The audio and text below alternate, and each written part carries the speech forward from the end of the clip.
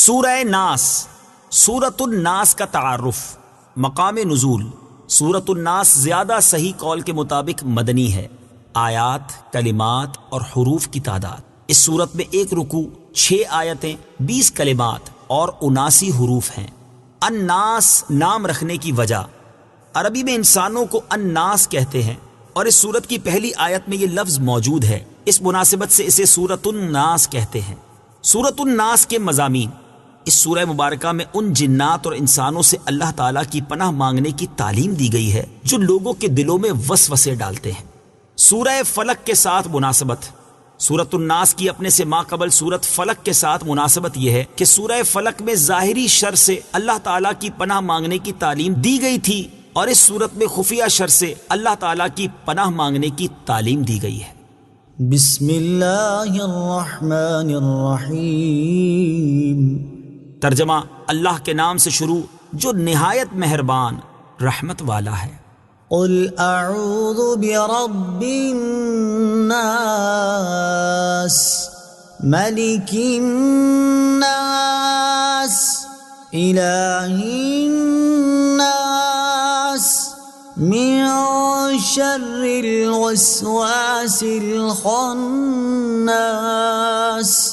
الذي يوسوس في صدور الناس من الجنة والناس۔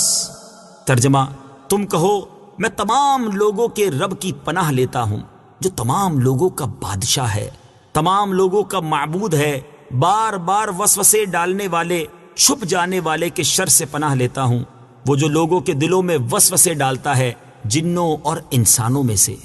قل اعوذ برب الناس، تم کہو میں تمام لوگوں کے رب کی پناہ لیتا ہوں۔ تفسیر صراط الجنان میں ہے اللہ تعالیٰ ساری مخلوق کا رب ہے، مگر چونکہ انسان اشرف المخلوقات ہے اس لیے ان کا خصوصیت سے ذکر فرمایا۔ انسان کی عظمت و شرافت: اس سے انسان کی عظمت و شرافت بھی معلوم ہوئی کہ بطور خاص اللہ تعالیٰ نے اپنی ربوبیت کی نسبت اس کی طرف فرمائی۔ علماء نے یہاں یہ نقطہ بیان فرمایا ہے کہ اس صورت میں 5 مرتبہ لفظ الناس آیا ہے۔ اس میں حکمت یہ ہے کہ چونکہ انسان بچپن میں صرف پرورش ہی پاتا ہے، اس لیے سب سے پہلے رب الناس یعنی ربوبیت والی صفت کا ذکر فرمایا۔ جبکہ انسان جوانی میں مست ہو کر بے راہ ہو جاتا ہے، اس وقت اس پر قانونی گرفت کی ضرورت ہے، اس لیے یہاں ملک الناس یعنی لوگوں کا بادشاہ فرمایا۔ اور چونکہ انسان بڑھاپے میں عبادت میں مشغول ہوتا ہے، اس لیے تیسری جگہ اللہ تعالیٰ کی صفت الوہیت اور معبودیت کا ذکر فرمایا، اور معبودیت کا ذکر فرمایا یعنی الہ الناس۔ چوتھی جگہ الناس سے صالحین مراد ہو سکتے ہیں کہ شیطان عموماً انہیں ہی وسوسوں کے ذریعے عبادت سے ہٹانے کی کوشش کرتا ہے۔ اور 5ویں جگہ الناس سے مراد شر پسند اور فسادی لوگ ہو سکتے ہیں کہ وہاں لوگوں کے شر سے پناہ مانگی گئی ہے۔ ملک الناس، تمام لوگوں کا بادشاہ۔ تفسیر صراط الجنان میں ہے یعنی ان کے کاموں کی تدبیر فرمانے والا ہے اور سب کا حقیقی حاکم و مالک، کہ دنیا میں بھی کسی کو حکومت و ملکیت ملے تو اسی کی عطا سے ملتی ہے۔ الہ الناس، تمام لوگوں کا معبود۔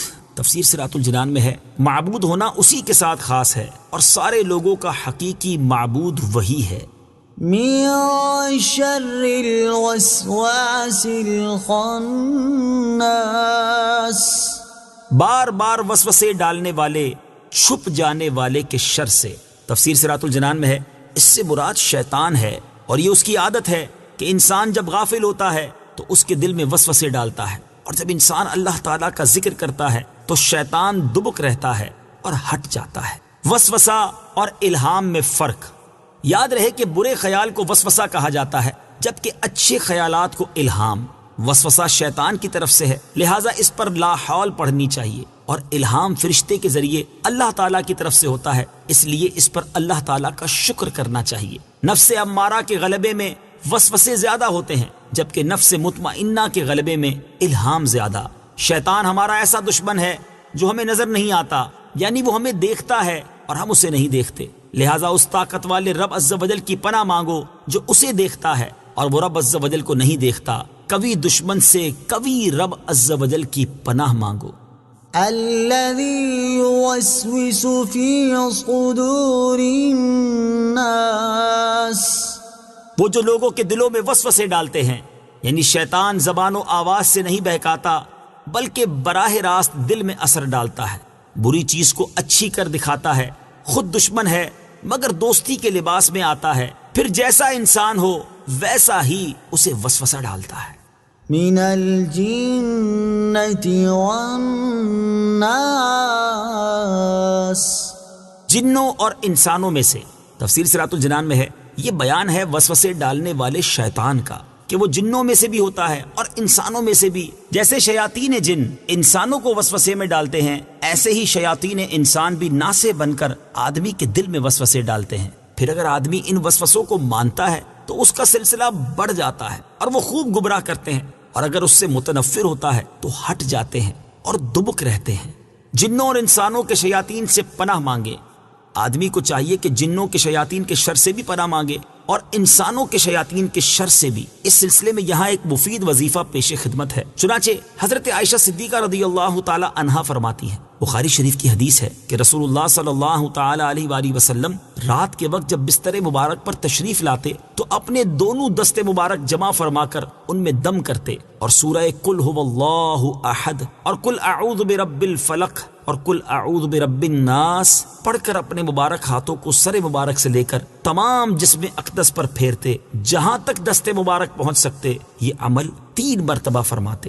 حضرت عبداللہ بن خبیب رضی اللہ تعالیٰ عنہ فرماتے ہیں، ہم پر ہلکی بارش ہوئی اور اس وقت اندھیرا چھایا ہوا تھا اور ہم نبی کریم صلی اللہ تعالیٰ علیہ وسلم کا انتظار کر رہے تھے تاکہ وہ آ کر ہمیں نماز پڑھائیں۔ پھر حضور پرنور صلی اللہ تعالیٰ علیہ وسلم ہمیں نماز پڑھانے کے لیے تشریف لائے اور ارشاد فرمایا پڑھو۔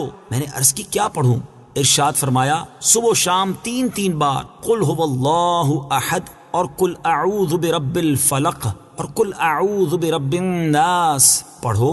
ان کی تلاوت کرنا تمہیں ہر بری چیز سے بچائے گا۔ اللہ تعالیٰ سے دعا ہے کہ اس تفسیر کو عوام اور خواص سبھی مسلمانوں کے لیے نفع بخش اور فائدہ مند بنائے اور اسے مسلمانوں کی اعتقادی، علمی اور عملی اصلاح کا بہترین ذریعہ بنائے، اور اس کے صدقے میرے والدین، میرے عزیز رشتہ داروں، اساتذہ کرام، دوست احباب، دیگر متعلقین اور معاونین کی بے حساب بخشش و مغفرت فرمائے، آمین ثم آمین۔ صدق اللہ العظیم۔